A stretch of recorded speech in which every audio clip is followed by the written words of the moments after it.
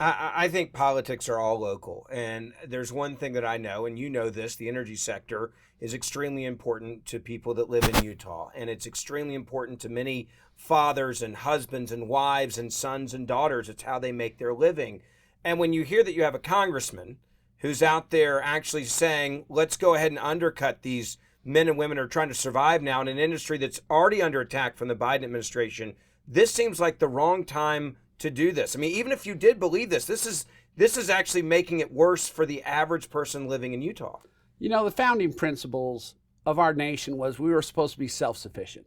Energy, manufacturing, food, we're supposed to be able to take care of ourselves, because if conflict ever breaks out and our enemies supply everything we need to survive, it's just not a good idea. And Utah is the 11th largest state in the nation on gas and oil. Yet here we have natural gas, and here we have our congressman making a climate caucus, and he is totally opposed to what powers our nation and powers the world at this moment in time. I don't want to just run quickly past what you just mentioned, because I think it's a massive issue and an issue that he's proud of. So let's just talk about this climate caucus that he helped create and is certainly a leader of it. This is a caucus put together to actually deal with the issues of climate change and to push for many parts of the Green New Deal. Yeah, you know, and the Republicans who signed on to this will try and put the spin on it. You know, we really There weren't many, let's be clear. There weren't a whole lot of Republicans clamoring to be on the climate caucus. No, but there were a few. The more Democratic-leaning Congress people in Washington, D.C., you know, they look at it as a chance to win the more moderate or liberal vote. They want to make people happy, not do what's right. They want to make people happy.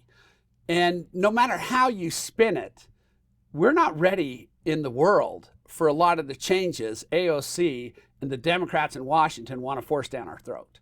Yeah, you just look at Ukraine right now, and you look at the fact that we are sending money to people and doing backroom deals in Venezuela. We're doing backroom deals, apparently even trying to figure out what our foreign policy is because we're afraid of losing energy from Russia. You look at Europe right now, they're beholden to Russia and what he's doing, what are clearly, you know, war crimes against innocent people in Ukraine.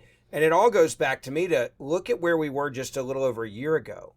You had the President of the United States of America, Donald Trump at the time, who made sure that we were not beholden to these people, that we weren't enriching them. And a climate caucus, all it does is play into the hands of Vladimir Putin. Am I wrong? No, it plays in the hand of the whole UN and the global world, one world government. And we can't play into that. We didn't want entanglements in this nation, because once you're entangled, you can't be that shining city on the hill that Reagan talked about, where the people in the world look at it and say, hey, we want to copy that nation. We want the freedom that America has.